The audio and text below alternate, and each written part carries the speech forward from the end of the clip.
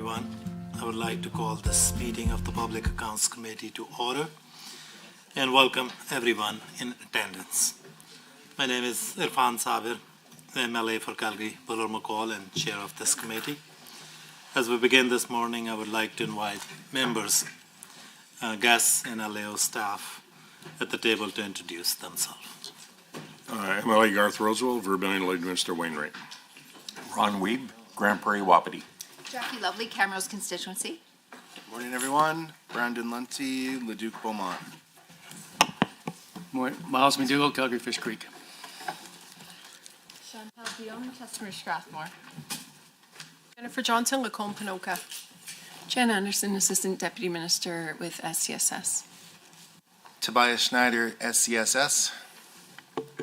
Cynthia Farmer, SCSS Deputy Minister. Sonia Johnston, SCSS Assistant Deputy Minister and Senior Financial Officer. David Williams, SCSS Assistant Deputy Minister for Housing. Good morning, Doug Wiley, Auditor General. Good morning, Patty Hayes, Assistant Auditor General. Good morning, Sharif Haji, MLA for Edmonton Decor. Marie Renault, St. Albert. Marlon Schmidt, Edmonton Gold Bar. Good morning, Nancy Robert, Clerk of Journals and Committees. Warren Huffman, Committee Clerk. Thank you. We don't have anyone joining online, but I would note for the record the following substitution. Member Weeb for Honorable Member Armstrong Hamanak. A few housekeeping items to address before we turn to the business at hand. Please note that the microphones are operated by Hansard staff. Committee proceedings are live streamed on the internet and broadcast on Alberta Assembly TV. The audio and video stream and the transcripts of meeting can be accessed via the Assembly website.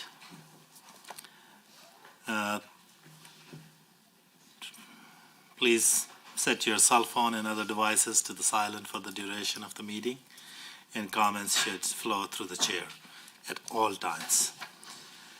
Moving on to approval of agenda. Members, are there any changes or addition to the agenda? And if not, can a member move that Standing Committee on Public Accounts approve the proposed agenda as distributed for its Tuesday, April 23rd, 2024 meeting? So moved. Any discussion? All in favor? Aye. Any opposed? The motion is carried.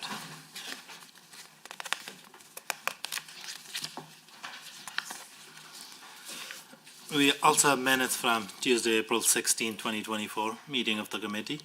Do members have any errors or omissions to note? Seeing none, can a member move that Standing Committee on Public Accounts approve the minutes as distributed of its meeting held on Tuesday, April 16, 2024? So, moved by Member McDougall. Any discussion on the motion? All in favor? Aye. Any opposed? The motion is carried. I would now like to welcome our guests from the Ministry of Seniors, Community and Social Services who are here to address the Ministry's Annual Report 2022-23 and the Auditor General's outstanding recommendations. I would invite officials from the Ministry to provide opening remarks not exceeding 10 minutes. Thank you and good morning. I'm Cynthia Farmer, Deputy Minister of Seniors, Community and Social Services. You've met my colleagues sitting at the table with me. We also have three other ADMs that are sitting in the gallery. Sean Petty, ADM of Strategic Services, Clay Buchanan, ADM of Disability Services, and Danny Mackey, ADM of Seniors. I'm pleased to be here today to discuss the accomplishments of Seniors, Community and Social Services over the 22-23 reporting period. The role of this ministry is to support Albertans' most vulnerable citizens, and we really take that role very seriously. I want to thank the hardworking ministry staff across the department for their commitment to ensure supports and services are always in place for at-risk Albertans. I also want to acknowledge all our stakeholders who work day in and day out to make sure Albertans in need have access to appropriate supports in their communities. In my time as Deputy Minister, the Auditor General has asked us to take steps to improve the systems, processes, and programs Albertans rely on. In 2022-23, we developed solutions to the Auditor General's recommendations to improve the FSCD, AISH, and income support programs, as well as the Office of the Public Guardian and Trustee. In fact, the department updated the Family Support for Children with Disabilities policies and improved training and oversight to ensure more consistency when staff determine supports and services for eligible families. We standardized program assessment guides to ensure consistencies when eligibility decisions are made by staff. We updated the policy manual and the staff training modules to reference the standardized assessment guides. We developed and implemented new processes and tools for staff completing training to ensure they have the necessary skills and knowledge to complete assessments and need consistently. These recommendations for FCSD will be fully implemented this spring. In early 2020, the Auditor General found Seniors, Community and Social Services did not have the appropriate controls in place to keep clients' private and sensitive information safe and control access to it. The Ministry takes our responsibility to protect the security of client information and their privacy very seriously, which is why we took significant steps in 22-23 to address these recommendations. This has included additional training to staff to clarify the roles and responsibilities between information controllers and custodians to improve processes for data management. And we develop policies and procedures to ensure the regular review and termination of access to our systems. We are now ready to have the OAG follow up on these recommendations to us. In response to the recommendations to improve the performance management systems of the Income Support Program, internal processes were implemented to make the program more accountable and accessible to Albertans by implementing key performance measures and a performance dashboard to monitor program effectiveness, develop new dashboards and reporting tools for workers and supervisors to monitor case management activities, and establish a process for implementing data and reporting enhancements. In 22-23, the OAG completed an assessment of the implementation of our work to implement the income support recommendations and noted that we have implemented the recommendation to improve eligibility processes, but repeated the recommendation to improve performance management processes. The OAG noted that we have improved monitoring and performance reporting for key steps in the intake and case management processes, which contribute to the program achieving the short-term program outcomes of clients receiving benefits for which they are eligible. However, they found that the department had not improved processes to measure the reports on the program, to measure and report on the program's performance in achieving the intermediate and long-term outcomes. The department has provided an updated implementation to the OAG and expect to have the work completed this summer. In addition, the Office of the Public Guardian and Trustee addressed 4 of the 5 recommendations regarding the March 2022 assessment of implementation of their control systems, with improved supervisory review of client files, strengthening internal audits, strengthened approval and payment processes for payments from clients' trust accounts, and improved processes to ensure client files are appropriately documented. All of these changes are helping ensure that we are delivering our services efficiently, effectively, and sustainably. Ensuring Albertans with disabilities have timely access to supports and services is a key priority of our ministry. The demand for our disability programs, both persons with developmental disabilities, PDD, and family supports for children with disabilities, FSCD, has increased significantly, resulting in longer wait times to access our programs. In 22-23, we increased the funding for PDD to help more people access the program, address service provider administrative costs, and increase wages for disability workers. We are also working with service providers to build capacity to provide services to more individuals. Our approach to addressing the PDD waitlist prioritize both speeds and fairness, referring clients who have been on the waitlist the longest to service providers who have had immediate capacity and the ability to meet their needs. We also implemented operational improvements to address FSCD program, the backlog, and reduce wait times for families and access services. We've done a number of things in this area, including launching an online tool to help assess families' needs and streamline the assessment and reassessment processes between caseworkers and families. Using this tool, we have seen faster assessments by caseworkers and a 58% reduction in the amount of data and information that is required from families. We also introduced multi-year agreements for up to 3 years to ensure stability and continuity of services. We've improved how the program collects and tracks data to ensure quality and the integrity of the reporting. We've recruited additional staff to handle the application backlog and managing increasing caseloads. The Ministry disability programs continue to grow, and we continue to focus on improvements to ensure people with disabilities and their families have access to the vital services that they need.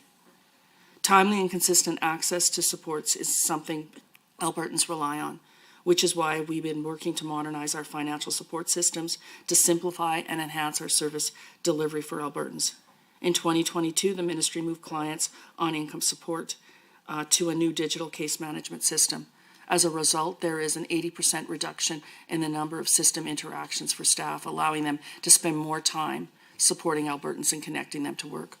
We also improved access to our programs by enabling Albertans to apply online for Asian income support. These online applications improve and simplify the user experience for Albertans. With streamlined processes, staff are able to focus more on their efforts on clients who need supports, including helping them find alternative services and programs to meet their needs. These technological innovations are improving access to seniors and community social services programs, ensuring Albertans can get the help they need when they need it most, regardless of where they live. A major concern across Alberta is the fact a growing number of Albertans do not have a place to live.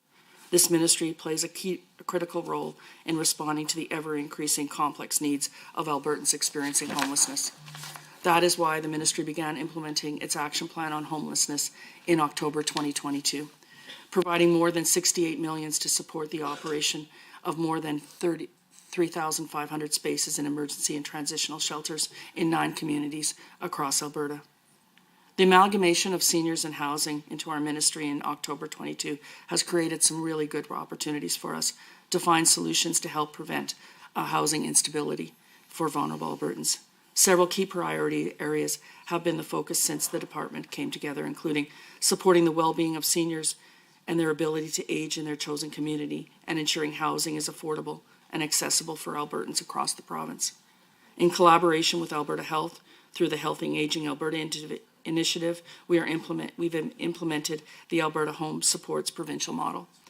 This model supports aging in place by enabling local community organizations to provide personal, social, and mental health supports. We also implemented a new elder abuse prevention strategy to make Alberta safer for seniors.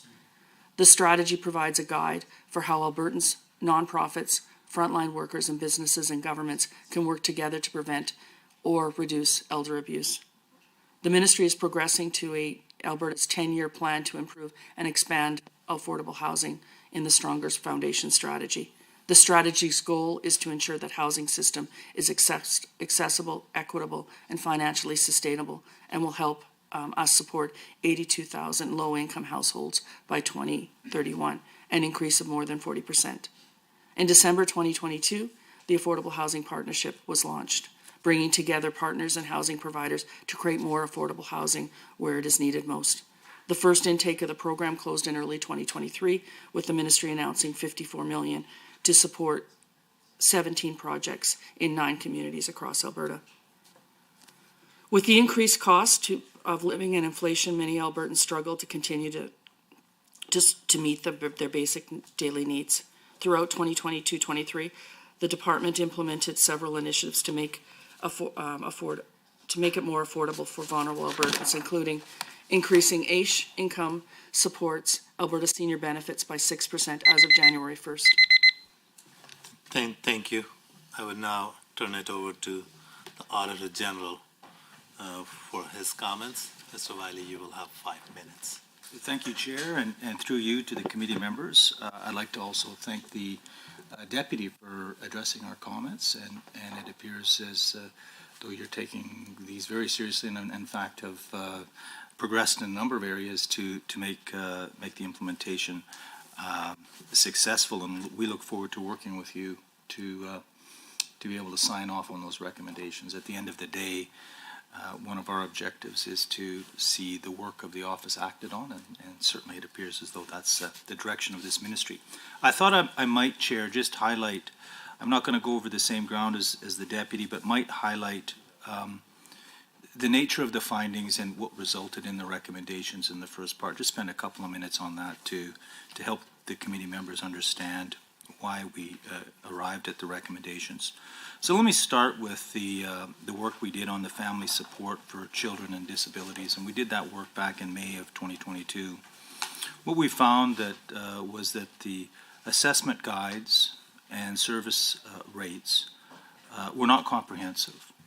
The staff training program was also not being delivered effectively at the time, and the oversight processes of caseworker performance were not effective, again, at that time. We believe that's important to address those issues because without improving the guides, the training, and the oversight, the risk of inconsistent decision-making would remain higher than necessary. So families may not have similar experiences throughout the province, and outcomes for their children may not be met with those children with disabilities. I'll move to the recommendation we made that's still outstanding on the control systems at the Office of the Public Guardian and Trustee. We repeated our recommendation there when we did our follow-up work, and that recommendation was to improve and follow policies and procedures. Because although the office improved its internal control systems, which were some previous recommendations we made, there continued to be a significant number of errors with the day-to-day trust administration activities and the transactions that were being processed. In instances where these activities and transactions do not comply with the office's procedures and policies, there were two important consequences, we believed at that time. The first was an increased risk that client trust funds would not be administered properly. And although the dollar amounts of individual errors may not seem significant, many of the office's clients have very limited income. So errors of any amount, quite frankly, would impact those clients.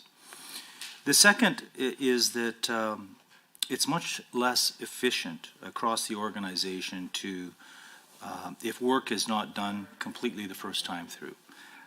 So we refer in the audit word preventative controls and detective controls, and continually correcting errors after they've occurred instead of ensuring that the errors are dealt with and policies are complied with in the first place puts undue stress on the organization's systems of internal control and indeed the staff administering the programs. Relating to income support for Albertans, we repeated our recommendation as the department at the time of our follow-up had not improved its process to measure and report on programs' performance in achieving the intermediate and long-term outcomes of the program. This is important because without improved processes, it will be difficult for the government to evaluate program performance, to ensure program outcomes are being achieved, and report to Albertans that the program is working as intended. And again, Chair and committee members, I am pleased with the Deputy's comments and look forward to working with the Ministry to get these recommendations off the books. So that concludes my opening comments, Chair. Thank you. Thank you, Mr. Wiley. We will now proceed to questions from committee members. Just a reminder that all comments, questions should flow through the chair. And we will begin with the official opposition. You will have 15 minutes. Thank you, Mr. Chair. That's a good way to start. Awesome comments and encouragement from the Auditor General. That's really great to hear, actually. So we certainly don't hear that at every public accounts meeting, so that's great. So I've got some questions about some of the disability services. So we can see that the ministry spent about $69 million more on disability services than the prior year and spent $22.9 million less than budgeted in 2022-23.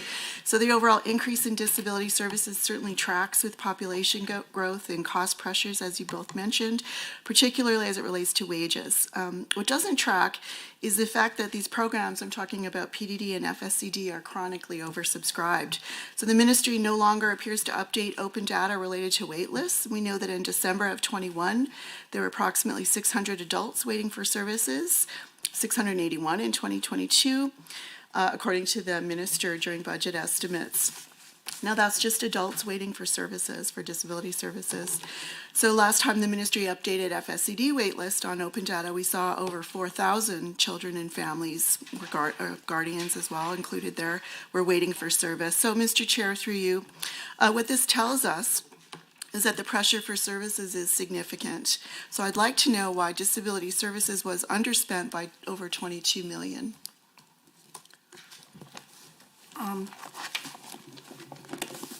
So if I'm happy to answer the question about the 20 million, but just a comment, if I may, through the chair, with respect to open data, in terms of when the auditor's report came in, which was really important for us in terms of FSCD, it gave us an opportunity and gave me an opportunity to sit down and look at the whole program, which was important.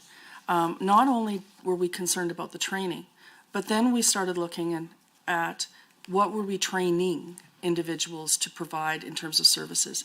And what we found was a very complicated application process and very complicated guidelines that, and I think I shared at estimates last year, the application process, 126 pages. Yeah, and then also if you had, and you had to do it every year, and also that if you had multiple children, you get to do those for multiple children. Not really a program that was set up to actually be serving Albertans, and a process that was not helpful for our staff, not helpful for the auditor's comments on consistency, and not helpful in terms of really getting to serve who we were supposed to be serving, which is Albertans. And so we've made so many changes to the program, and as I shared at estimates as far as just a few weeks ago, is open data we will be publishing our data this year. But you'll see some difference in streams based on the recommendations and what my report was. We just used to have individuals on a waiting list. The waiting list was actually individuals that could be referred. Ms. Barber, I don't have that much time. Okay, I I'm sorry. My question is actually quite specific. So I just wanted to know in this fiscal that we're looking at, so we understand, I think we all are clear that there are enormous pressures for these programs. So why were we underspent, or why did the ministry underspend by like $22.9 million? So there was a decrease in FSCD due to the lower anticipated caseload of 17.6 million.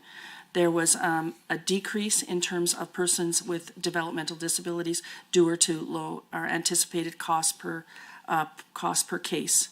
It went from 6,831 to 6,741. I'm super confused by this, Mr. Chair, maybe through you. So there are really large waiting lists, although, keep in mind, they haven't been updated for a while, so I assume that they've changed somewhat.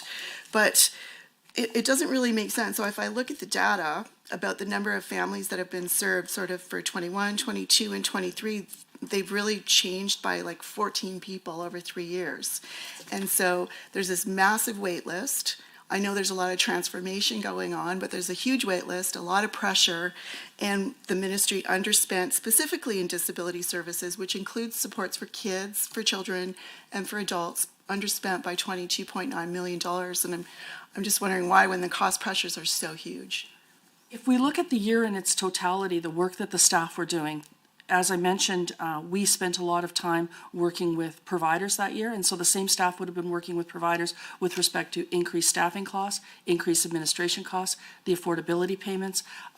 as far as the work that was done to do the increase in terms by 6% for those benefits, that all takes staff time, and that would take a bit of time away from the caseload in terms of situations. Deb, so for 21, 22, and 23, Mr. Chair, through you, so we see the number of families that are supported through FSEG, and again, this is from your documents.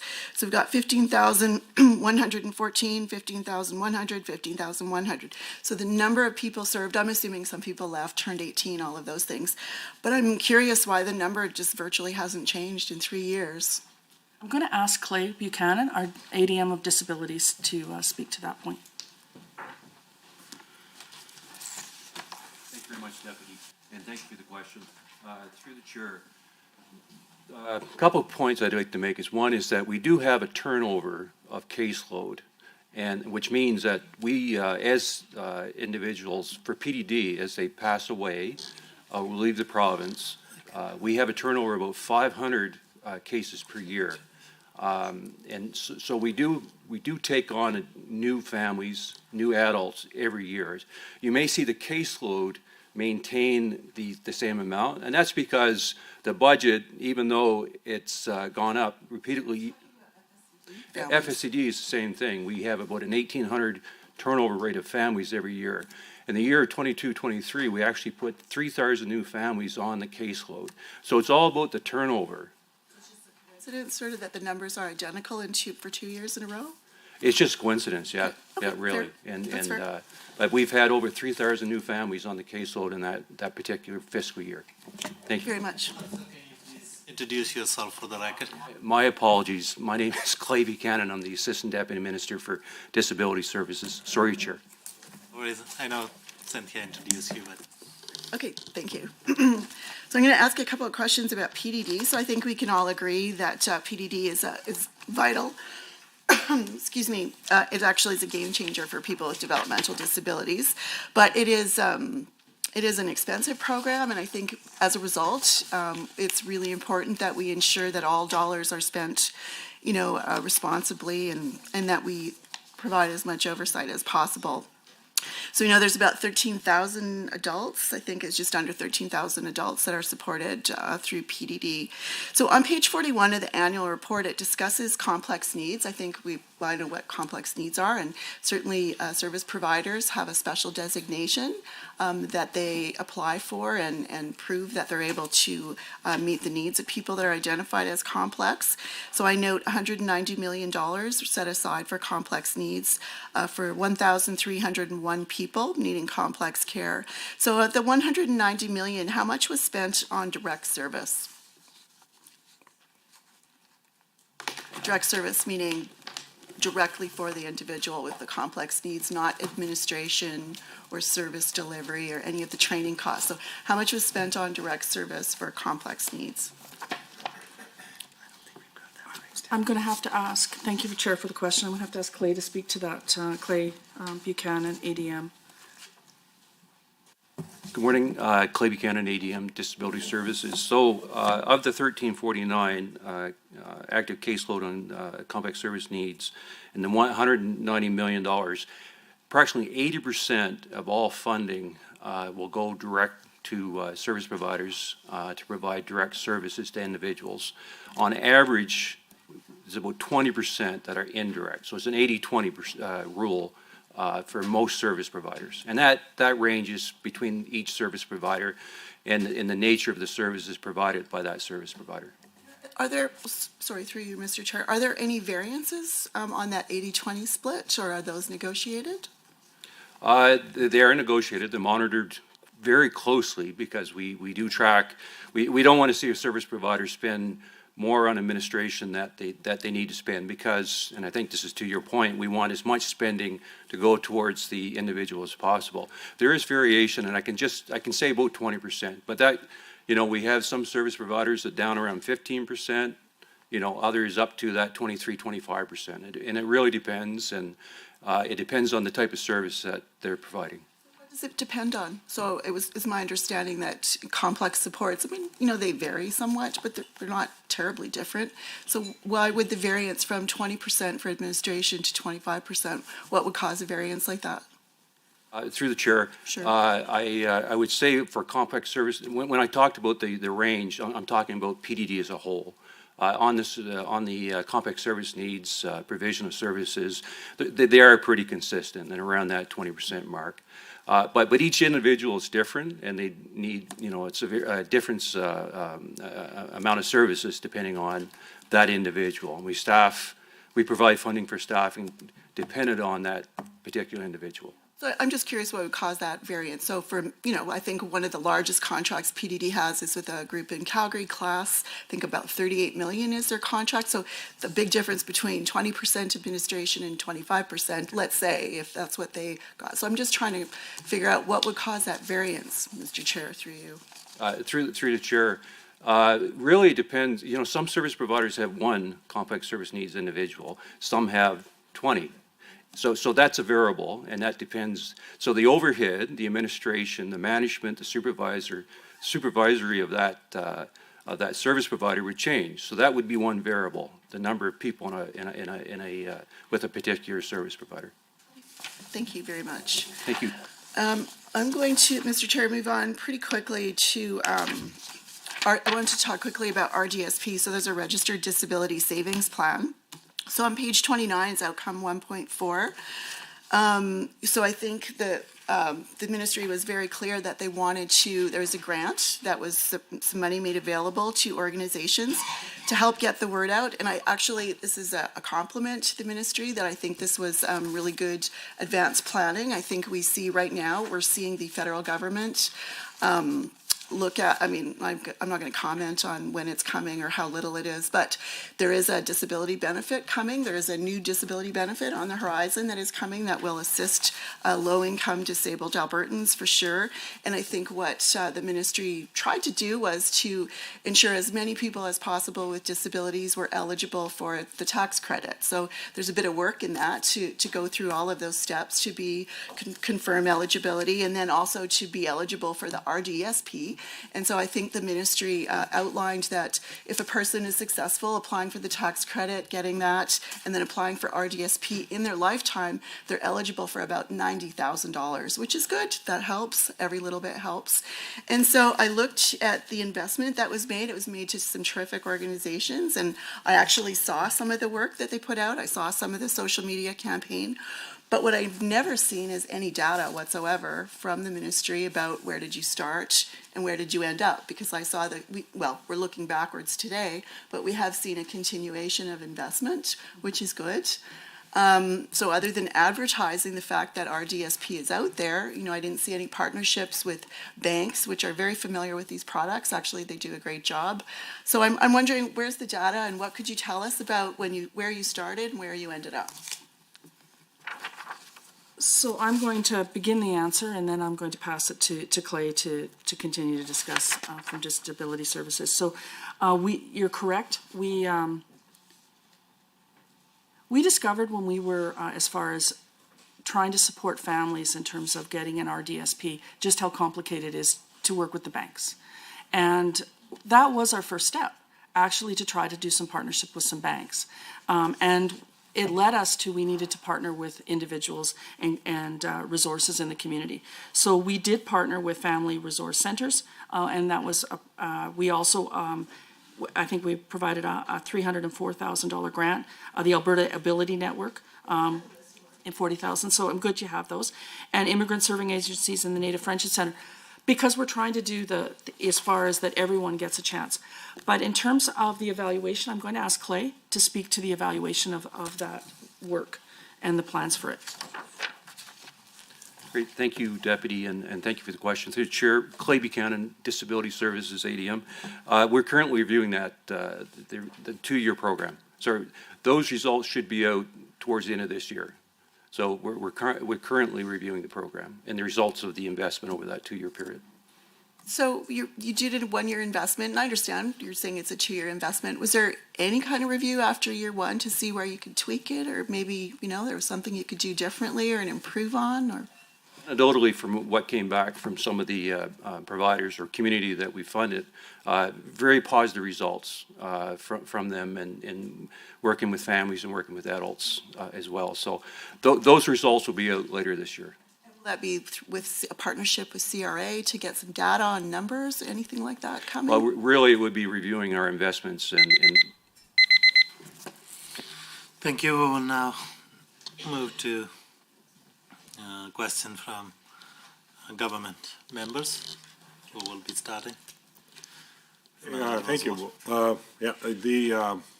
My questions were revolving around Auditor General recommendations, and you covered a lot of it in your presentation, and it was good to hear the Auditor General say that you're actually actively trying to solve these issues. And the opposition first set of questions kind of were similar. So I'll just ask the questions, and then if you've got anything you'd like to expand on relative to those, then feel free. If not, and you've said all that you can say, then let me know and I'll go on to the next question. So on page 39 and 40 of the annual report discusses department actions related to family support and children with disabilities, FSCD, which align with findings from the Auditor General's performance review of FSCD program. 3 of the Auditor General's outstanding recommendations were to review and update guides to provide clarity and oversight on their use to promote and increase consistency when staff use judgment to assess the needs and complete a support planning plan. Further develop the program training and oversight processes to ensure staff obtain the necessary skills and knowledge to complete the assessment of needs and support planning consistently, and improve caseworker oversight processes to increase the consistency of assessment of needs and support planning process. So the ministry committed to updating these guidelines, and I'd just like you to expand a bit on the actions that you took to do that. So thank you, member, and through the chair. The team engaged in a thorough process of research and analysis to determine the best practice for assessment guides in the social services sectors. Draft guides were updated with input of delivery services and then reviewed and updated. The implementation of the guides in the policy manager, training, and digital client information management system occurred in last fiscal. For the last fiscal reporting period of 23-24. And an external contractor was hired to conduct research and analysis, develop an FSCD rate decision guide to support future rate update decisions. All right, and the minister also committed to further developing program training and caseworker oversight processes to increase consistency and ensure staff obtain the necessary skills and knowledge. What actions were taken to fulfill that part? Thank you, and through the chair. We've updated our training across the department. We started with FSCD, but we're continuing with the PDD program as well as our other programs. One of the important elements of an auditor recommendation is the auditor's very helpful in coming and pointing us in the direction of where some work can be done to improve. But then it's important to take that recommendation in its spirit and look across all of the programs in our department, which in this case for training we have continued focused. And just so that the committee's aware, training is reported to ADMs on a monthly basis in terms of the numbers of individuals completing the statutory training on FSCD, but all of our other statutory programs, and it is also reported back to executive team in a way that we can actually make some recommendations or some changes. I'm happy to report that the training accountability framework for FSCD is very specific in dealing with mandatory training, core training that's required for our staff. It gives our managers and our staff very clear timelines of when that training needs to be completed. We have a framework for training compliance, which ensures a common understanding of responsibilities and accountabilities that will lead to staff competence in the knowledge and skills that they need to perform their program roles and duties. I think what was happening is, in an effort to provide services and to deal with caseload, is we weren't spending the time that needed to be done in terms of helping staff as far as clearly understand some of their roles, and we've spent a lot of time there. So therefore, we have clear, consistent processes for delivering and tracking training, which ensures not only training compliance, but our data as far as integrity. And so I'm very proud of the work that the team has done. What I'm also very proud of is we actually brought in experts to assist us, but we also had frontline staff that were very helpful in terms of us developing the program. That's great. Well, that's be interesting to see in the future if the results of that when going forward. One of the Auditor General's outstanding recommendations was from 2013, relative to the improvements on policies and procedures for the Office of Public Guardian and Trustee. And so I'd just like can the Department expand on what steps are taken to meet this recommendation? So the Office of the Public Guardian was transferred into the department in fall of 2022. There's a couple of things that you do when a department's first transferred in. One is you understand the organization that's coming, the program and their mandate, but the second piece is, are there any outstanding Auditor General recommendations? And we were interested to find we had a couple. So we have been acting in these areas. In terms of SCSS is taking really two distinct actions to address the recommendations. Action one is to develop a root cause analysis process. The OPGT regularly reviews procedures and compliance rates. When areas of low compliance are identified, the issue undergoes a root cause analysis to determine why the issue is presenting and why mitigated strategies need to be implemented. Progress on these strategies is regularly reviewed. On action two, is to develop a revised formal public trustee delegation framework. The Public Trustee Act states that the public trustee can delegate any of the public trustee's powers, duties, or functions. The public trustee is revising the delegation instrument to outline the training and skill competencies required to become and remain delegated. The OPGD is currently identifying opportunities to collect compliance and error data that will inform performance and training plans. Yesterday, I also had the pleasure of meeting with the OPGT team as they provided me with an update in terms of their training, but also with respect to their systems to deal with errors. And we should have a new system in place by May of next year, which would actually, the present system in place was designed in 1985. So it's time to make some changes. So I appreciate the auditor's recommendations, and I can assure you we've been taking it very seriously in this area.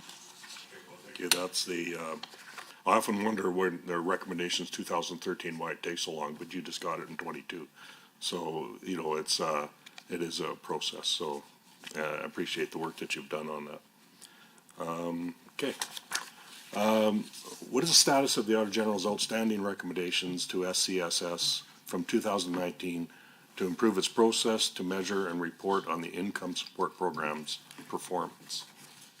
So we're very committed to improving performance management processes for this program. Work is underway to implement actions to address the recommendation to improve our processes, and an implementation plan was shared last month with the OAG. The implementation plan includes actions to address the audit findings related to the performance, including developing a refreshed logic model for income support program, including key client-focused activities, outputs and outcomes, and this has been completed. Develop an inventory of current program performance measures and associated data pathways. This has also been completed. Conduct a data gap analysis to identify key measures for immediate development that will inform program outcomes. This has been completed. Develop new client-focused performance measures and associated data pathways. This is underway. And develop and implement processes to monitor and report on program performance measures and outcomes, including development of a new income support performance dashboard, which will be completed in June of this year. Okay, well, that's it for me, and I just want to congratulate you on the good work that you're doing, meeting those recommendations. So I will now cede my time to MLA Weeb. Thank you, and thank you, Member Roseborough, for your comments, and through the chair to the ministry. On page 18 of the annual report, I see that the income support program provides financial and health benefits to individuals and families who do not have the resources to meet their basic needs. Income support consists of two client categories. The first one is expected to work, which is ETW, and barriers to full-time employment, which is BFE. In the ETW category, it includes those who are searching for work, working but not earning enough income to meet their basic needs, or are temporarily incapable of working. In the BFE category, it includes those who have multiple barriers or persistent mental or physical health challenges that make obtaining employment take longer and require more support. In both category and caseloads are composed of single individuals, single parent families, couples with children, and couples without children. What contributed to the 5.7% average monthly reduction in income support barriers to full-time employment caseloads in 22-23, as mentioned on page 18? So thank you for your question, and through the chair. As per the Income Supports Act, income support clients must provide up-to-date information on their circumstances, including living arrangements and their finances. In addition, the Act requires income support recipients to access all forms of income that they may be eligible. In this regard, SCSS staff undertake file reviews to assure that the current information on clients is obtained and that clients are receiving all the supports they may be eligible. As a result of review of client needs and circumstances, their benefits may have been adjusted. In this summer, we reviewed in terms of the barriers to full employment, we reviewed every case file, and that led us to a drop by 5.7%. Thank you, and through the chair. You just mentioned that all the client cases were reviewed. How often are they reviewed, and for what purposes? For the BAFE program, so the barriers to full employment, through the chair, there hadn't been a consistent review process. There had been intermittent reviews and maybe a small number of file reviews. So coming out of COVID, I thought it was important, and the executive team thought it was important, that we reach out and make sure that we reach out to every client, particularly on BFE, and find out their circumstances and update their circumstances. A number of individuals moved on to as far as ETW, their circumstances had changed. A number of individuals, actually, we investigated for fraud. And so we have ongoing investigations going on. Simply what we asked clients to do was to update their information with us. And so it was a review that took roughly 6 months for us to complete. Thank you. Thank you. I'll move on to my next question. Through the chair, looking at page 18 of the annual report, I see that, same question. Alberta has a rich heritage of Ukrainian heritage and deep ties with Ukraine. As on page 22 of the annual report, the government of Alberta helped Ukrainian evacuees fleeing the war in 22-23 by providing access to emergency and ongoing financial benefits for those arriving in Alberta with little or no savings or income. What did the department do in 22-23 to help Ukrainian evacuees settle in Alberta? And how many Ukrainian evacuees benefited from these supports? So starting in April of 2022, the ministry provided emergency financial benefits, ongoing financial supports, employment supports, rent supplements to displaced Ukrainians with a valid visa. Career and employment services, funded services offered through the Centre of Newcomers in Calgary and Edmonton Newcomers Centre, formerly the Edmonton Mennonite Centre for Newcomers. It also supported Ukrainian newcomers in their transition to Alberta's labour market.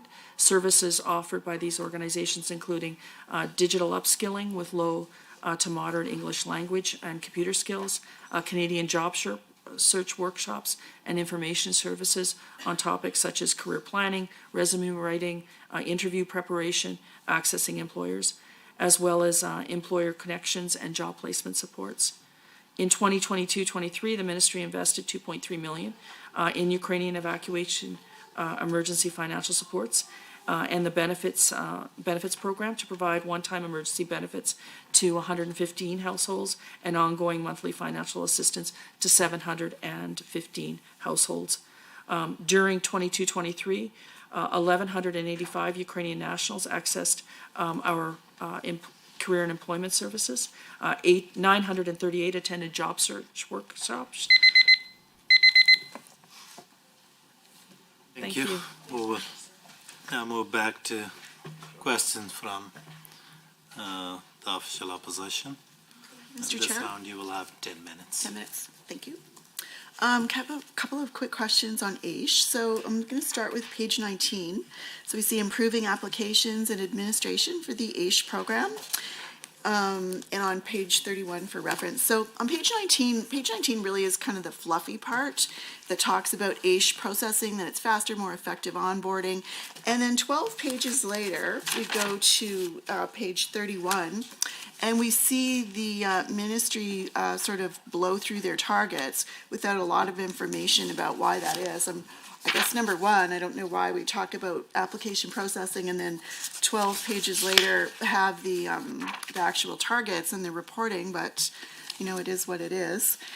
So I'd like to know, I guess, what is the reason that the ministry is missing the targets so significantly by 3 months? And that is the performance measure 1A on page 31. Thank you for the question. I'm going to ask Toby Schneider, our ADM responsible for employment programs. Thank you, Toby Schneider, ADM. So thanks for the question, and I think what we tried to find a balance in our write-up was to actually represent that there were actually 2 reasons why the targets were exceeded in the year. One of those was actually an increase in applications that caught us a little off guard for sure. There was a 19% increase in applications.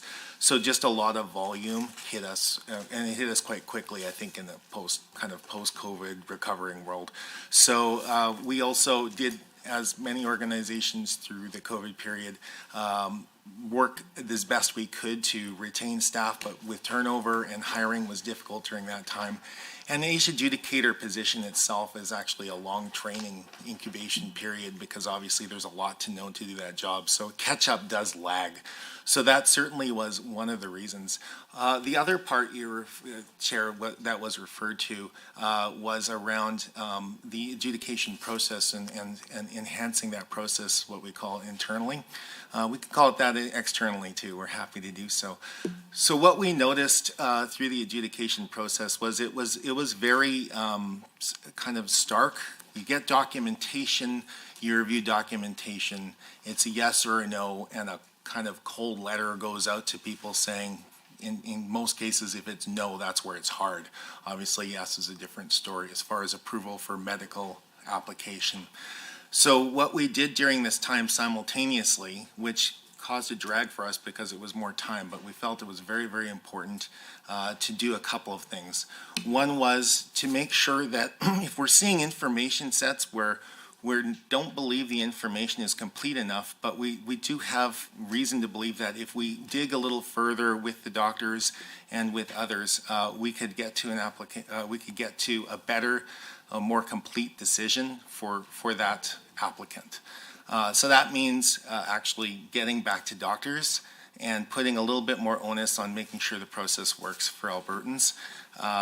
In the past, Interrupt. I have like very little time. I apologize for the interruption. I'll just finish by saying the other thing we did is we were more overt in contacting Albertans over the phone instead of just using a letter to let them know what's going on. Thanks. Okay, so maybe just tagging along on that, does the ministry have like a staff turnover percentage rate for this fiscal year for AISH, for people that work in AISH? Because sometimes that's a reflection of, maybe there's some difficulty going on. So is that a stat that the ministry keeps? For the 2022-23, I can't speak specifically to a stat, but I can say that we run somewhere between 5 and 10% on turnover. A lot of our turnover is actually retirements because there's a lot of long service people coming in, but it's varied. So one of the things the ministry does is that it doesn't report, or actually my question is, why doesn't the ministry report on the time between when the initial application is received and when the administration determines it's ready for adjudication? So really the ministry is only reporting on the time for one part of the process. And the reason I'm asking, and you know, you rightly mentioned the piece about doctors. So doctors are very much an active participant in this application process. And we know that thousands of Albertans are struggling without a family doctor. I don't think that excludes people with disabilities or AISH applicants. I think that they also are struggling with the loss of a family doctor, can't find a family doctor. And so, you know, completing the medical forms is a little bit more challenging when it's a new person. So why doesn't the ministry report on that first piece when they get the application and when administration decides they're going to start counting? So, thank you, Chair Toby Schneider. So during the AISH review, and I believe with the Auditor General in 2016, if I recall right, one of the actions was to do the reporting around time frame, and the decision was taken to use the medical adjudication period as representation. The ministry does track all the stages of the application, including what happens before and after the adjudication. Do you have an average length of time when the application is received and when the administration determines it's good to go? So the information, Toby Schneider, I'll say my name again. So for the fiscal year we were in, that we're referring to, 22-23, I would have to, I can get a stat from my staff, but what I would say is that we strive to keep that period of time under 6 weeks, and often applications do come in with lack of certain information, so we're working with Albertans to complete that information. Okay. At the table, you don't have to introduce every time. So, you know, one of the things we know, and actually previous Auditor General was very good about pointing out that these processes are very difficult to navigate, and I think a lot of changes were made as a result, you know, years ago. But what I find is that the annual report's not very accessible. So if there's, you know, it's just not very accessible. It's difficult to follow. It's certainly not in plain language. So could you tell me, just in this fiscal, were there any other steps that the ministry took to make these processes more accessible for people, for applicants, for people with disabilities? Yes. Would you like? So I'll thank you very much for the question. We actually have undertaken a review that is being led by our ADM of seniors. It started with translation services in terms of as far as comments with respect to translation services and doing signing. But we also have been looking across all of our services in terms of our font size, our reading level. Dana Mackey, if you would like additional information about the work that he's doing across all the statutory programs, I can ask Dana to speak to that if you would like. So we don't have a lot of time, but if you could table anything that I'm sure other committee members would love to see that as well, that'd be awesome. So, Thank you. so we will table that. Dana's done a thorough review in terms, particularly starting with our statutory programs, and we will grow over the course of the next year or so in terms of improving accessibility. I have a quick question, before I run out of time, about food banks. So we touched on this a couple weeks ago, but so there was $10 million set aside for food banks. Now, only part of that $10 million was actually set aside for actual food banks. The rest was for organizations, and I'm not entirely sure how those were selected, but anyway, so I'm a little confused about what equation was used. I think we've heard speculation that it was possibly the ability of different food banks to fundraise or the geographic sort of area they were serving, but let me use Airdrie as an example. So in 2023 or 22-23, the Airdrie Food Bank received $110,000. For comparison, Edmonton Food Bank received a total of $280,000. Now, if you calculate per capita, Airdrie residents are funded at 1.375 per person, and Edmonton received 0.0000357 per person. Edmonton Food Bank serves in 2 months what Airdrie does all year, not counting the meal and snack program. We also know they're a feeder food bank very much like Calgary, so getting food out to other organizations. So where did this funding formula come from? Because I don't quite understand the distribution of that one piece of that food bank grant. So thank you very much for the question and through the chair. So we provided food bank grants were provided to established food banks. Established food banks were identified based on as far as on their participation in the Food Bank Canada hunger count. Funding was allocated based on Edmonton and Calgary and Edmonton service area and on population it serves as reported by the food banks. Food banks that did not participate in the hunger count were eligible to provide a food security grant. And the Calgary Interfaith Food Banks, as far as each received $280,000. When we looked at distributing the money for food banks, and you look at by a population base, there's a key difference. You can complete the sentence. Pardon? You can complete the sentence. There's a key difference between the ability of Edmonton and Calgary to raise funds and to actually have partners. We looked at the formula in terms of how we were distributing funding throughout the province, particularly in those areas that may have difficulty in terms of raising as far as money for food banks. We also heard, particularly from Calgary, they didn't necessarily needed the money in terms of because they have a very comprehensive as far as donation program, and so that was one of the factors. Thank you. We will now proceed to questions from the government caucus. You also have 10 minutes, and MLA Dijon. Thank you very much, Chair, and thank you to the department and all the officials that are here today. I have a question about affordability, which is something that is obviously on the minds of many people, and as the Parliamentary Secretary for Affordability and Utilities, also something that I care deeply about and hear often from my constituents that they struggle with the rising cost of living resulting from high inflation. And, this government certainly recognizes the urgency of supporting Albertans through this affordability crisis, which is really global right now, and addressing the high cost of living. And that's referenced on page 20 of the annual report. So through the chair, can you please describe the different measures that were made available in 2022-23 to help Albertans through this difficult time? And also as part of that, can you also comment on the impact of indexing Asian income support benefits as well? Thank you. The affordability crisis has made it more difficult for Albertans to feed their families and make ends meet. The department implemented several initiatives to make life more affordable for those vulnerable Albertans.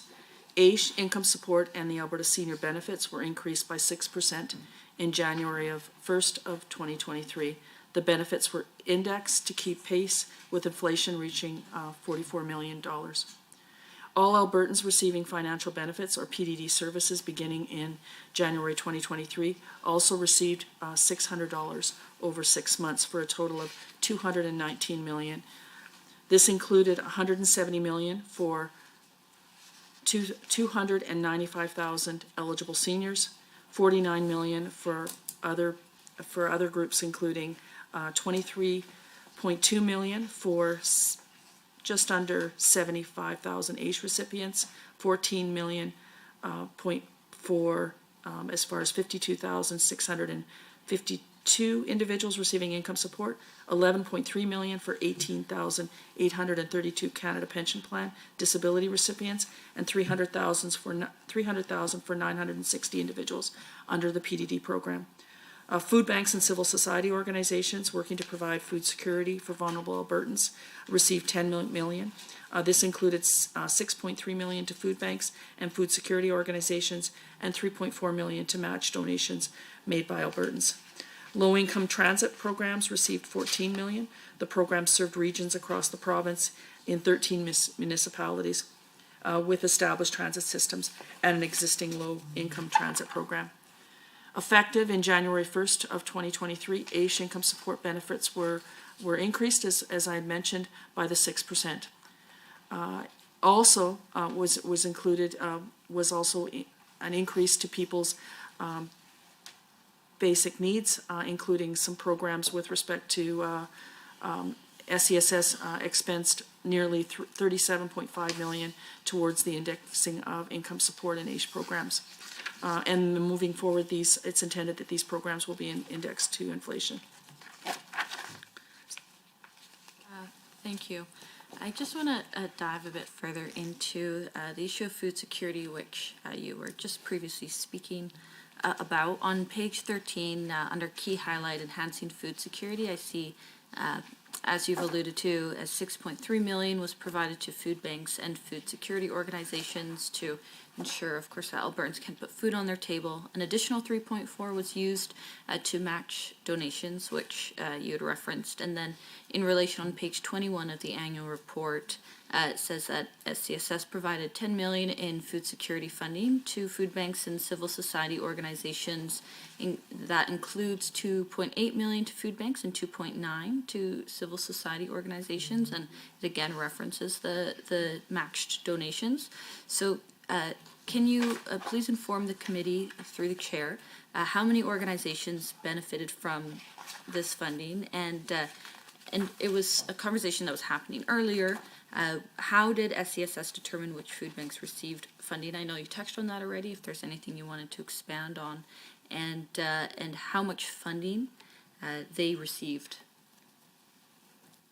So thank you, through the chair, the question. 111 established food banks received $2.8 million in food banks grants. 76 civil society organizations received $2.9 million in food security grants. 113 organizations received $3.4 million to match donations they raised between December 1st and December 31st in 2022. The funding was distributed by our partners at Family and Community Social Services Association of Alberta. The ministry worked in partnership with the association to distribute the funding because they really are a trusted funder. We recognize that they have strong community ties and have a really good understanding of community needs.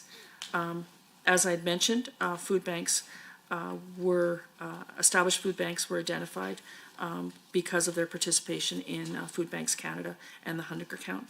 And I believe our approach, as far as I'd already discussed in the previous question, but I also just be reminded that also higher transportation costs also impacted how money was also distributed to food banks. Thank you, through the chair. So on page 21 of the annual report, it states that $510,000 was provided to Food Banks Alberta to support capacity building within Alberta's network of food banks. And Food Banks Alberta certainly also, supports food banks that are in more rural and remote communities, and have also shared with me the increase of transportation costs. So can you please expand on what that work entails and a bit more about what that funding went to? Thank you for the question, through the chair. I'm going to ask Jen Anderson to speak to the work that she's doing in this area. Thank you. Thank you for the question, and through the chair. So Food Banks Alberta has 120 member food banks, and we recognize that they're uniquely positioned to provide insight into Alberta's food banks, and they have established relationships with them, with the producers and suppliers. So this funding is helping them build capacity within Alberta's networks of food banks in a number of ways. So first is to complete a review of the current food banking system infrastructure, including collaborative planning exercises. Second is implementing technology solutions to increase coordination and capacity across member networks. And then third is to develop training programs, including board governance, cultural awareness, and helping food bank users move out of the system, which is also important. Through the work that they're doing with the funding, the intent is they'll improve the food security service system in 4 key areas. So communication, coordination of service delivery, internal operations, and staff volunteer training. It also helps the food banks of Alberta to develop technology and training to support the food banks to respond to identified gaps in service, which is really important. Thank you for the question. Thank you very much. So Moving on now to the labor market and supporting job seekers. On page 32 of the annual report, it talks about supporting job seekers and supporting Albertans participate in their communities through employment. So what did the department do in 2022-23 to support unemployed and underemployed Albertans reattached to the labor market? And can you please inform the committee about the types of employment programs that were made available to Albertans? Thank you. For this question, I'm going to pass it to ADM Toby Schneider. Thanks for the question, Chair. SCSS offers a range of career and financial services to support job seekers in finding and maintaining employment. CIS can be accessed by any Albertan in any circumstance at no cost, including those facing personal challenges or disability barriers in achieving employment. There are a wide variety of services available to Albertans for the potential employees and employers.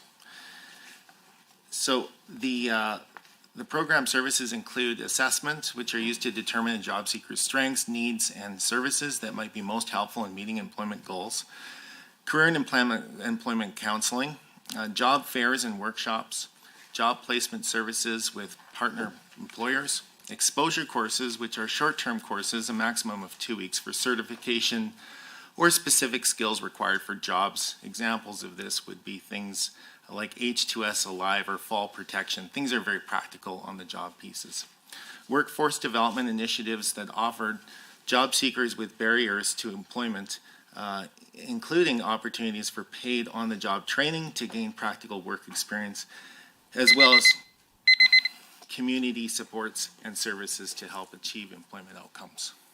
Thank you. We will now move back to the official opposition for another 10 minutes. I have a couple of questions on income support. So the Auditor General found in 2024 the ministry still needs to approve its performance management processes.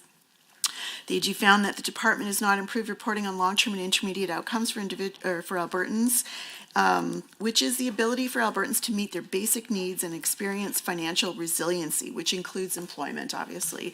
So I was very thankful to see that recommendation.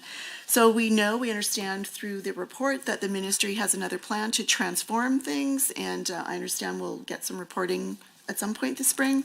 And that's the most current reason, however, for not sufficient metrics in the areas that were identified by the AG. So as the ministry doesn't currently report on poverty reduction or poverty deepening, will the transformation include any measures that address poverty for people on income support? Any plans to include any metrics? I'm going to pass the question to Toby Schneider, ADM Employment. Thanks. So these are currently under development, as the Deputy Minister has spoken through where we are on the stages of getting that work ready for the spring. And we are actually currently at the place where we are looking through those pieces. We do have to match the stated goals of the program to what we're measuring. That's very important for us, and that's what the AG's expectation of us would be. So in terms of how those stated goals or those stated policy goals would translate, we do look at a broad variety of things such as measures, market basket measures, and so forth to understand the context we're working in. Those don't become the actual performance measures, but they are included in our thinking and in the logic models that we're developing as we currently speak. Okay, so I'm assuming there are some external experts that are being brought in to assist with this transformation. Is that the case? Through you, Mr. Chair? So we do have external experts that do help us. We have been engaged with Deloitte Canada for our employment services transformation that's been ongoing for a couple of years, and we do retain other specialists. The government at large as well, through JET, has also retained various services to help with this type of work. In fact, we just recently received a piece of work that JET inspired around barriers to employment writ large, not just our programming element. So yes. Any idea what that contract would be worth with Deloitte? I think that was the first one you said. Oh. Thank you, Mr. Chair. This is point of order 23B. The member opposite is asking questions about current contract values or projecting about current services and contracts into the future. Of course, we're here today to discuss the annual report from 22-23. Thank you, Mr. Chair.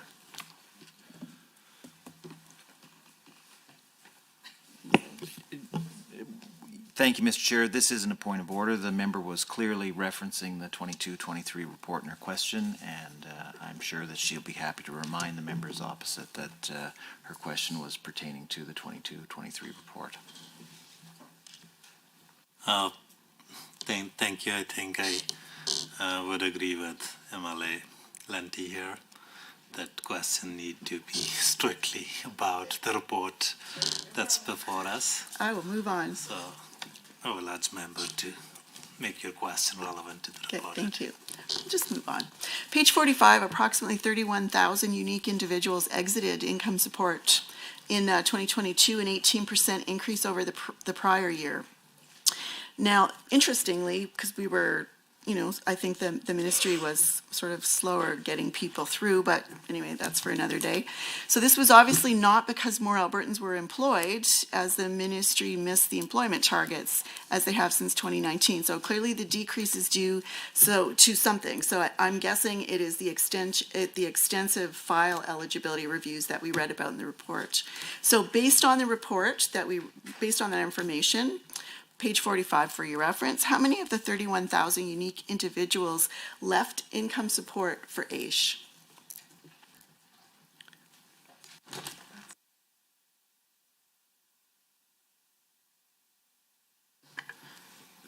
So thank you very much for the question. I'm sorry, we wouldn't, I would not have that information of how many individuals would have left at my fingertips right now that would have left BFE or ETW for AISH. That'd be great.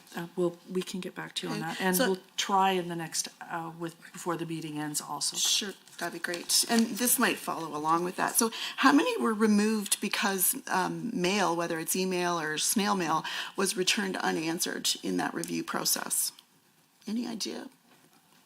So I'm going to ask Toby. Toby does have the answer, so I'm going to ask him to provide the answer. ADM Schneider, please.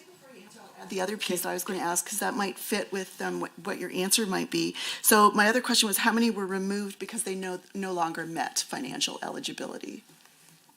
Thank you. So let me begin with the transfer or people leaving income support and how many left for AISH. So I don't have a specific answer for that year, but I can tell you in general, we trend around our AISH new onboards about 46% of those do come from the income support, generally the barriers to full employment stream. So hopefully that's sufficient. As far as return to mail, so when we actually do these file reviews, we do send a letter, and then we do also, of course, use a hold process. So we don't like to put people in stress. So if people notice that there's a hold and they don't receive, or they see their check coming through, we essentially use a process where if they contact us, we will remove that hold. We need to know that they're still in Alberta, that they're still out there, and as long as they say to us, yes, even if I need more time to get the files. So, and we do set up a specific line so that people can get through on that. As far as how many were held due to mail, I would have to go back to the team and find out how often that happened. But that's the process we use to get there. Financial eligibility was the last one. Yeah, so the breakdown, the vast majority of people who would be removed would be because they either didn't ever get back to us, they were just, and maybe they don't even meet general eligibility of being Albertan anymore, or if they do not, if they have too much income or too many assets in the meantime, which would be part of the financial eligibility. So the majority do fail on financial eligibility. 31,000 unique individuals exiting the income support program in a year is a big number for sure. And so understandably, the number is large because the effort was large to go through and review and do this massive file review. So so we know these are really vulnerable people. They're living on less than $900 a month if they're receiving income support without, top-ups. But how do you ensure, a lot of these folks, I'm sure, can't afford rent, so they're without homes or couch surfing or don't have access to a phone or computer. So what sort of measures has the ministry put in place to ensure that these 31,000 unique individuals aren't sort of losing benefits because they're homeless or in distress of some kind? So we have a number of steps in our system. One is if you are getting a benefit, you have a requirement that you actually need to report back to us. The reason that you got the benefit was because you met a certain financial criteria, you live in Alberta, and that you're actually looking for employment or engaging in activities so that you can actually get employment. We tested that, and that was an important test. So we took great efforts over a period of time, and we continue to reach out to Albertans to find out, to make sure that their data is correct. We found in a number of cases, quite a number of cases, where individuals did not get back to us, and they chose not to get back to us. And so we would put their application on hold. They chose not to get back to you as opposed to they couldn't. There's a chose in some of this also. There are individuals that we found, and I mentioned fraud.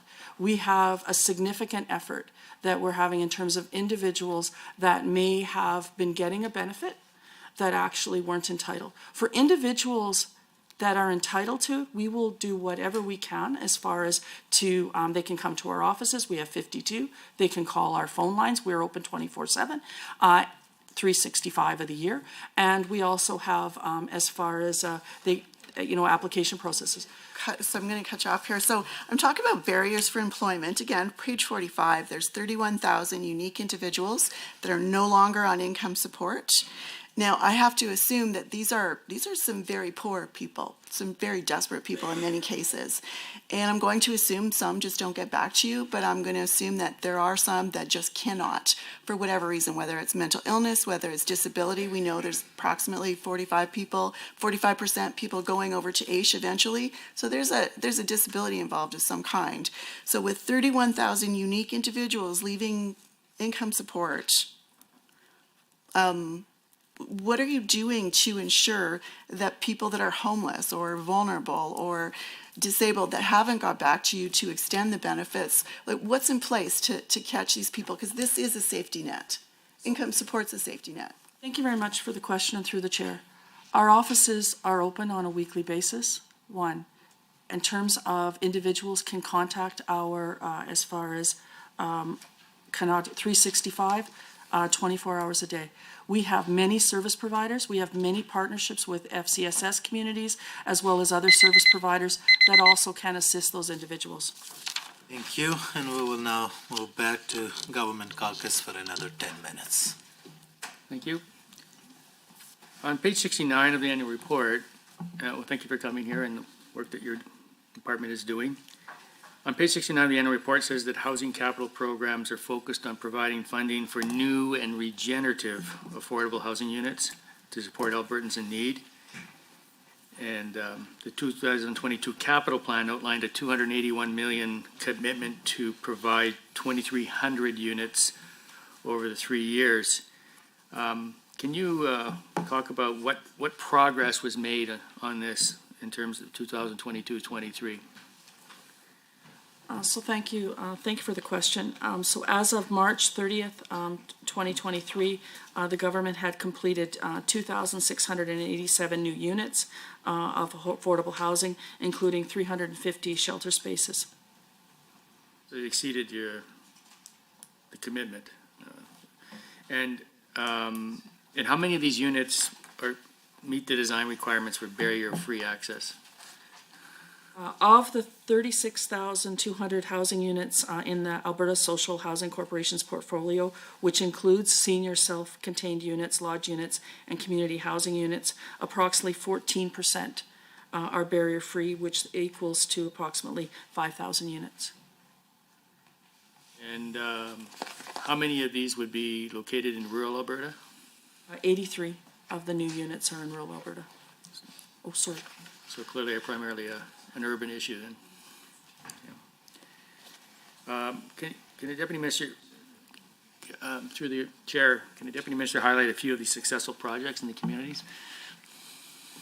Thank you very much, and through the Chair. 30 million went towards the Gilcrest project in Calgary, which supported the construction of 115 units. The Neoma was a $2 million project that converted office space to 92 units. In Fox Creek, 1 million at a manor, projected support for 8 units.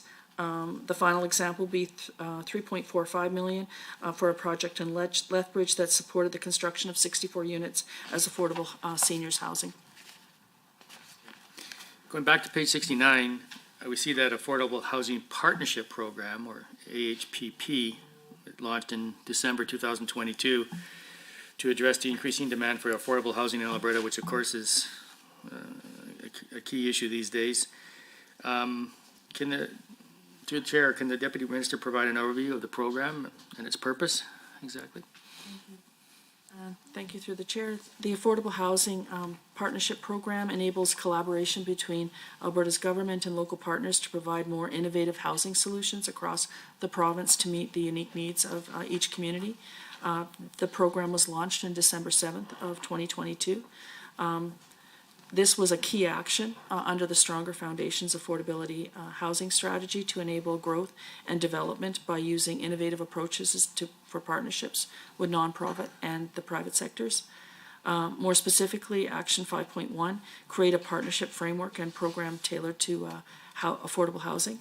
The program supports growth and investment by bringing together partners such as the federal and municipal governments, non-government organizations, and other housing providers to increase the supply of affordable housing units in high-demand areas.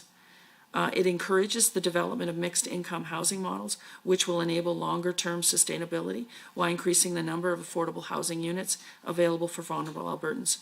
And the partnership program provides up to 1/3 of the capital costs to eligible approved housing projects. The remainder of the funding comes from housing providers and their partners, including municipalities, donors, and the federal government. And how was the uptake on this program in its first year? So in the first year, and thank you for the question through the Chair, the intake closed on January 11th, 2023. On March 9th of 2023, the Ministry announced approval of $54 million to support 17 projects in 9 communities across the province. $8 million, so $8 million in 2023-24, $18.3 million in 24-25, 24.3 million in 25-26, and 3.4 million for 26-27. Provide an update on the status or completion of those projects? Through the Chair, would like it to happen faster, but that's part of building housing. It takes a little bit. It takes a few years, and because the program launched in 2023, and due to the time requirement to build, we don't have completed projects, but my team is tracking to make sure that these projects will be completed within the contracted timelines.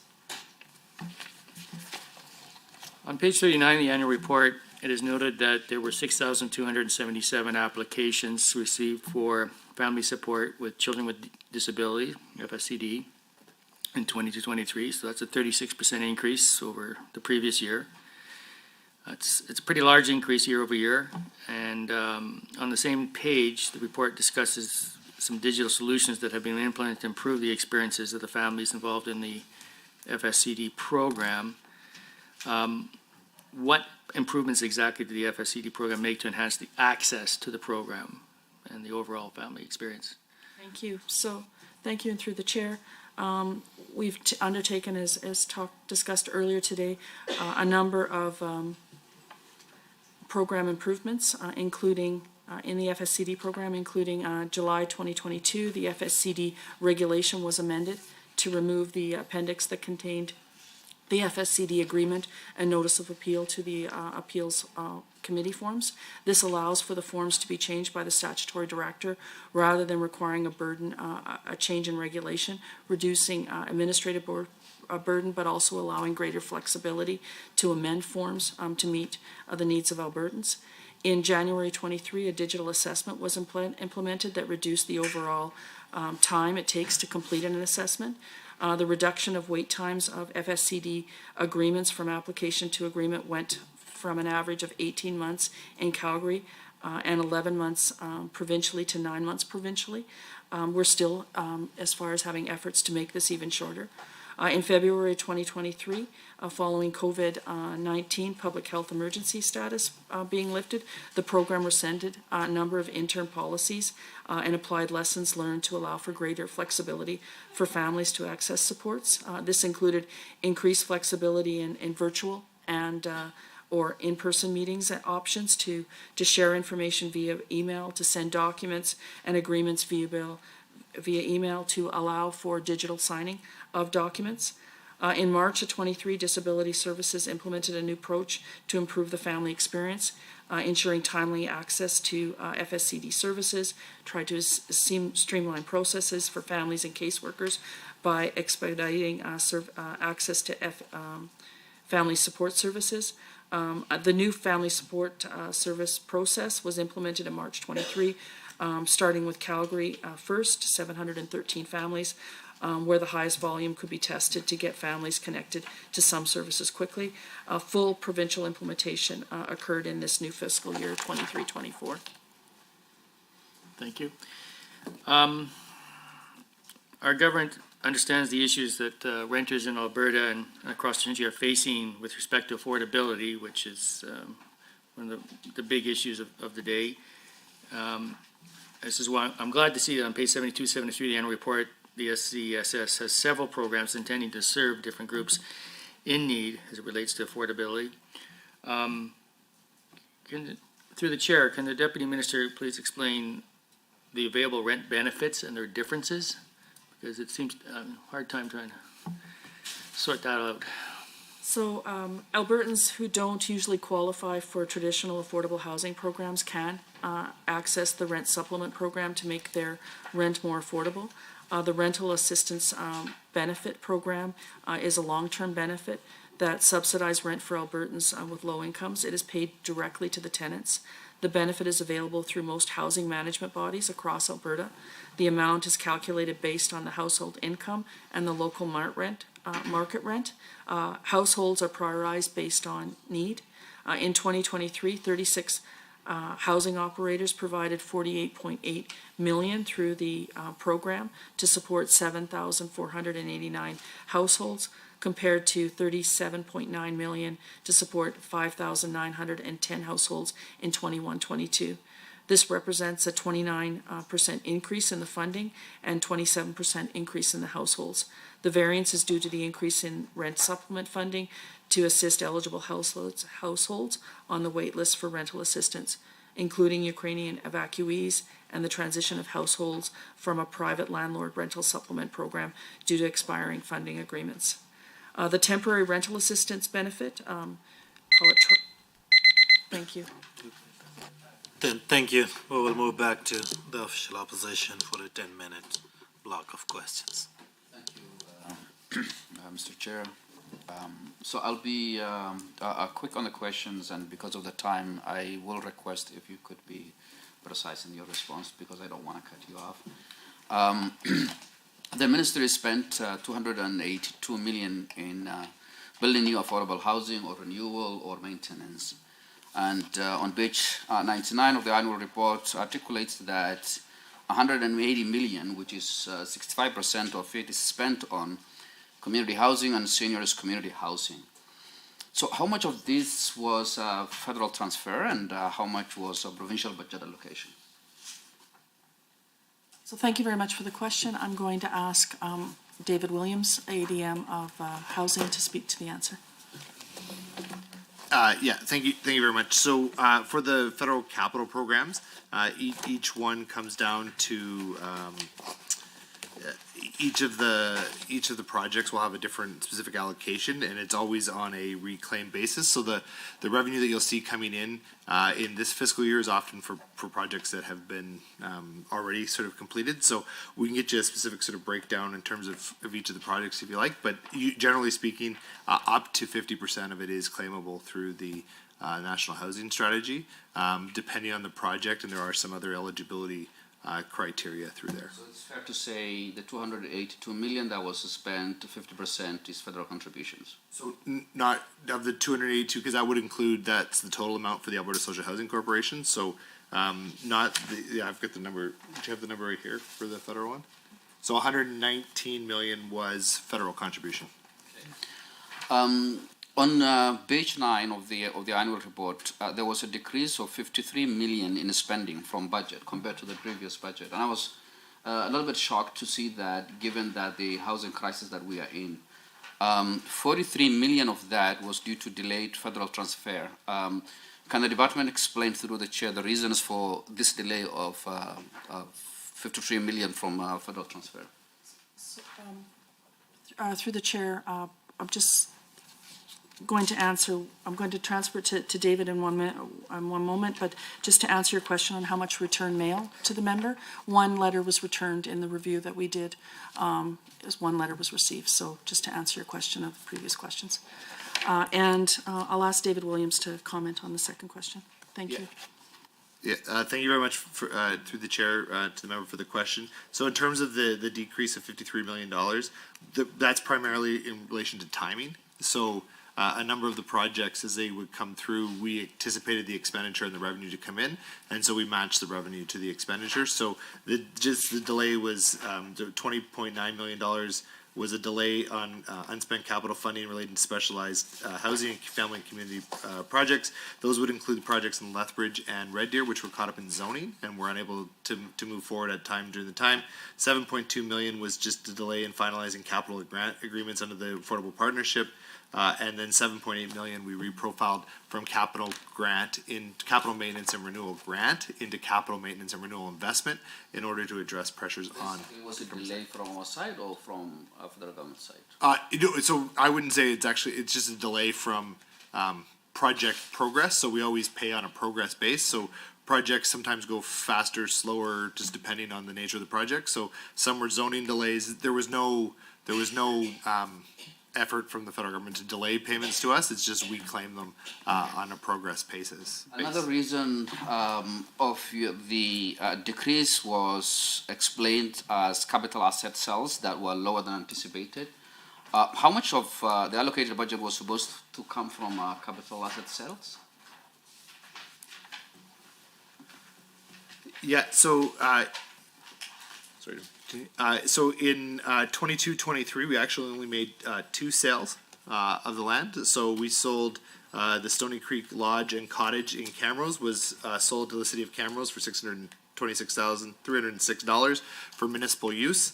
And then the vacant land, we had a vacant lot up in Fort Chipewyan, which was sold to a private individual. So we only actually had about $675,000 in revenue from asset sales. Okay, and how much did you budget? Because there's a shortfall of budget of what you budgeted for sales and what you actually sold. So I want to understand the discrepancy of between the two. So yeah, in total, we'll have to get the breakdown for you. The budget originally was $31 million in other revenue, but that would include other things other than just. Be able to table that? Yeah. Okay, thank you. The department signed bilateral agreement with the federal government to provide the province funding under the National Housing Strategy. Under this agreement, there were 3 cost matching, which was Alberta Priorities, the Canada Community Housing Initiative, as well as Canada Housing Benefits. So all those programs have targets and outcomes in the agreement. Why these targets and outcomes were not shared with Albertans in the annual report? So all of those targets. Through the chair to the honourable member, all of those targets are available to Albertans through the. We have a Canada-Alberta action plan that's published, and as well as a progress report, and that is published on the website for Albertans to review, and it lists the progress we're making, the targets that we have under the reports, and the progress that we're making towards those targets. So, but it's not provided in the annual report. I'm just wondering why you wouldn't provide that in the annual report. So we provided, it's on a different reporting cycle too. So because it aligns up with the federal reporting cycle, there's specific, under the agreement, there's specific timing for reporting underneath there. So we include it there. So we didn't include it in the annual report because it was already publicly available. To the member, it's a very good question.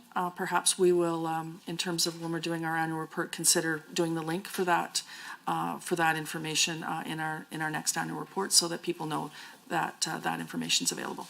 Yeah, being a member of the committee, Mr. Chair, I struggle to find that, so I have to do my own research to find out that. So, from a transparency perspective, which is a principle in the agreement, I wondered why that was not provided. But thank you very much for consideration. Well, we're happy to reconsider that, please. So the agreement outlines funding principles, and Section 6E, it includes promoting environmental sustainability and energy efficiency. I looked in the annual report and I couldn't see any reference to that. So can the department, through the chair, can the department report on our compliance to energy efficiency and environmental sustainability, basically as per agreement, and we are responsible to be compliant on agreement that province signs? Through the chair to the member, thank you very much for the question. So yes, so we do. As under the agreement, there is requirements to work on certain energy efficiency standards and other sorts of pieces. As per our action plan, we've agreed, and we're currently working through with the federal government on an agreed upon approach on how to measure all of those various sorts of pieces. So all of our programs have to, all of our buildings live up to the national, to the building code standards in the province, which are adapted from the national building codes, which do include certain provisions around energy efficiency. As well, we've also been targeting the older structures that we have for enhancements and regeneration and renewal. So obviously, we have a lot of our buildings are 35 years plus old. As we begin to go through and replace windows, update boiler systems, other sorts of pieces, and renew or knock down and replace it, we go forward. So a number of our new buildings that we've built, including this one just up north of Edmonton, we've got a lot of solar energy in. We're starting to incorporate solar into more in order to do that. So, would you consider that as something that is important for Albertans to know in the annual report as well? Yeah. So we'll as we link into the the deputy said we take the consideration underneath the in terms of linking the reporting that we do publicly through that, we can link it to the annual report under the agreement. Thank you. Through the Affordable Housing Partnership Program, the Ministry announced a provincial funding support of $54 million. This was supposed to be a third of the total amount. So I'm wondering what was the contributions from other sources, whether it's municipal, business, or federal government? Yeah, so through the chair to the member, we'll be able to happily just share more of that sort of in the next annual report, because those agreements were announced initially and some of those contributions were still being finalized. So on average, the benchmark cost per door of building affordable housing through a traditional sort of approach that we've taken used to be about $300,000 a door, again, depending on the type of construction, the size. Through this program, we found it was down to about $100,000. And so that would include contributions from both the municipal government, private, equity contributions from the individuals, as well as borrowing through CMHC. So each of those projects will be publicly reported on as we move forward. Just looking at the time, will you be able to table that as well to see if we provided $54 million, what are the other contributions that will make the other 2/3 of the contributions? You can say yes or no. That'll be part of our annual report in the upcoming year. Thank you. We will now move back to government for another 10 minutes of questions. Thank you so much, Chair. On page 13 of the annual report, it mentions that during the 2022-23 fiscal year, seniors, community, and social services moved forward several key and innovative projects to continue making life better for individuals, families, and communities.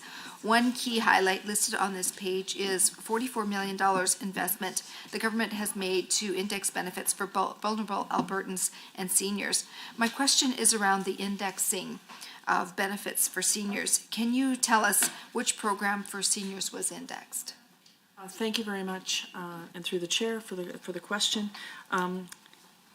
In December 2022, the government passed the Inflation Relief Statutes Amendment Act, which reinstated indexing for the province's social benefit programs, which for seniors included the Alberta Senior Benefit Program, the Supplementary Accommodation Benefit Program, and the Special Needs Assistance for Seniors Program.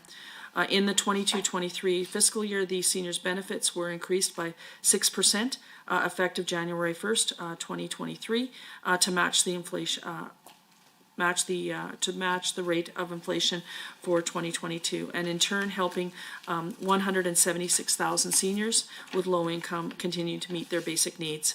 The government of Alberta expensed nearly $6.6 million towards indexing senior benefit programs in 22-23. Examples of indexing increases to the benefits provided under these programs included for the Alberta Seniors Benefit, the maximum benefit for a senior rose from $286 per month to $303 per month. The minimum monthly disposable income insured by the supplementary accommodation benefits after a senior pays their accommodation fees in continuing care increased from $322 per month to $342 per month. The maximum amount paid annually under the Special Needs Assistance Program moved from $5,105 to $5,412. Indexing of seniors' benefit continues to occur in January. So much for the answer. Again, on page 13 of the annual report, another key highlight listed was around the implementation of the Alberta Affordability Action Plan. My question for the department is related to the affordability payment for seniors. Can you tell me how much support was provided and how many seniors benefited? And do seniors need to report the affordability payment on their tax returns? Thank you very much for the question.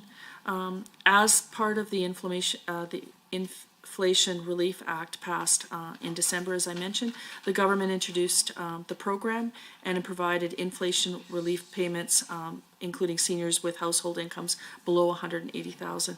Most seniors were eligible to receive up to 6 monthly payments of $100 between January and June of 2023 for a total of $600.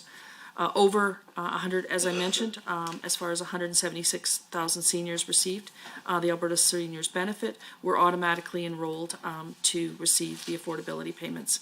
I'm very proud of the work that my team did in terms of developing systems and electronic systems so that if you were receiving and you were a client of our department, that we provided some automatic enrollment supports for those individuals, and that would be across seniors, AISH, income support programs. Those were important steps that we took, and a lot of staff time in trying to make it really as far as seamless for an Albertan.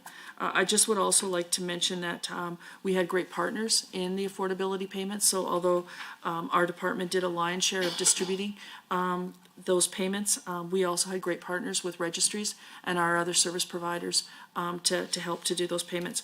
One of the most important things that we learned in terms of to the member throughout that process was that seniors are a lot more adept at technology and accessing payments that we're giving seniors credit for.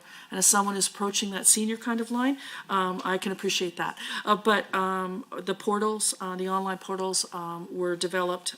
T&I was very helpful in trying to help us to make sure that the user experience was for seniors was thoughtful, and it also was, we're very lucky that Service Alberta and the registries came forward. Registry services are available in 300 offices in the province, far beyond our stretch, so it was wonderful.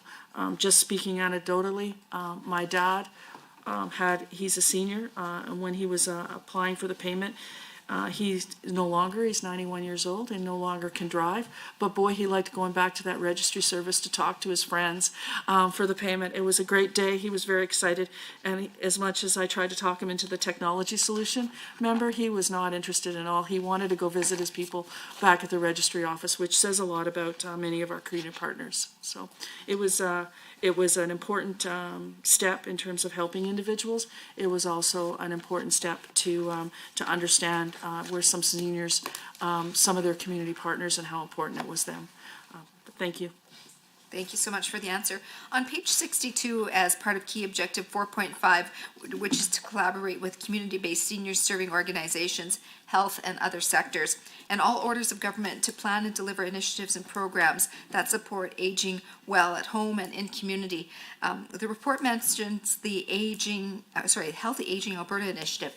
Can you tell us about the $3.2 million over 3 years to Healthy Aging Alberta to be an implementation of the Alberta Home Supports provincial model? I understand that the first phase of the project concluded with 6 communities awarding nearly $1.1 million to support 55 organizations for non-medical services for seniors. I'm curious about what this programming supports and if there's been any progress on the second phase, which was initiated in January of 2023. So thank you very much for the question through the chair. The grant has successfully provided funding in 2 phases for 15 community-based senior serving organizations. All projects will end by March 31st, 2025. Phase 1 resulted in 6 funded projects in Bashaw, Camrose, Edmonton, Cold Lake, High River, and Medicine Hat. Phase 2, which started in January 31st, 2023, resulted in 9 additional projects being funded: Drumheller, Lamont, Beaver Lodge, Westlock, Grand Prairie, Vulcan, Fort Macleod, and 2 in Calgary. Thank you so much. On page 62, under supporting seniors' independence and well-being, the report mentions that seniors, community and social services provides funding, support, and leadership to advance seniors' independence and well-being.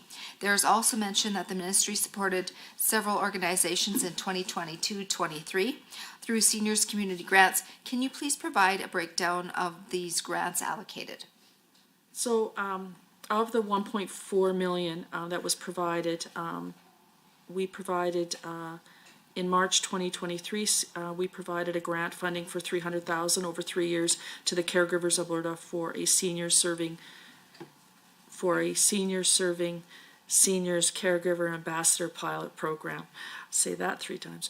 A grant of $75,000 was issued to the Alberta Elder Abuse Awareness Council for project coordinator to oversee the administration of their navigation grant, which supports coordinated community response to funded Alberta abuse case managers across Alberta.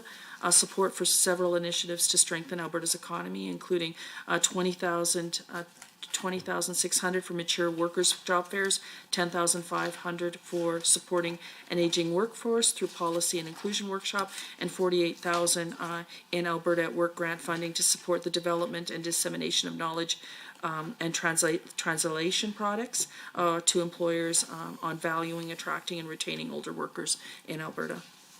On page 55 of the annual report, there are 5 key objectives under outcome for Life is Better for Alberta Seniors. Can you tell me what Seniors, Community and Social Services did in 2022-23 to help meet key objective 4.1, which is maintain financial stability for seniors with low income and work with other ministries to support the health, safety, and well-being of seniors, their ability to participate in their communities, and for their communities to support seniors' independence? So thank you very much for the question. The 2022 spending on grants of low-interest home equity loans was $428.5 million and $13 million respectively. The Alberta Seniors Benefit provides financial supports to seniors with low income to assist them with monthly living expenses, supplementing the Government of Canada's Old Age Security, Guaranteed Income Supplement, and Canada Pension Plan programs. $328.2 million was provided through the ASB to about 176,000 seniors in monthly payments. The Supplementary Accommodation Benefit provides about $86.3 million and was provided to 13,200 eligible seniors. The Special Needs Assistance for Seniors was $13.3 million, and it was provided through the program to 22,825 eligible seniors. Thank you. We will now move to the official opposition for 3 minutes of comments or questions. Thank you. Thank you, Mr. Chair. Page 57 states that 295,000 seniors applied for affordability benefits by March 31st, 2023. How many seniors were eligible for the affordability payments? What was the target the ministry set for the number of seniors who would receive the payment? How many seniors would have received the affordability payment if the government had paid the benefit out through the Canada Revenue Agency rather than relying on an application system?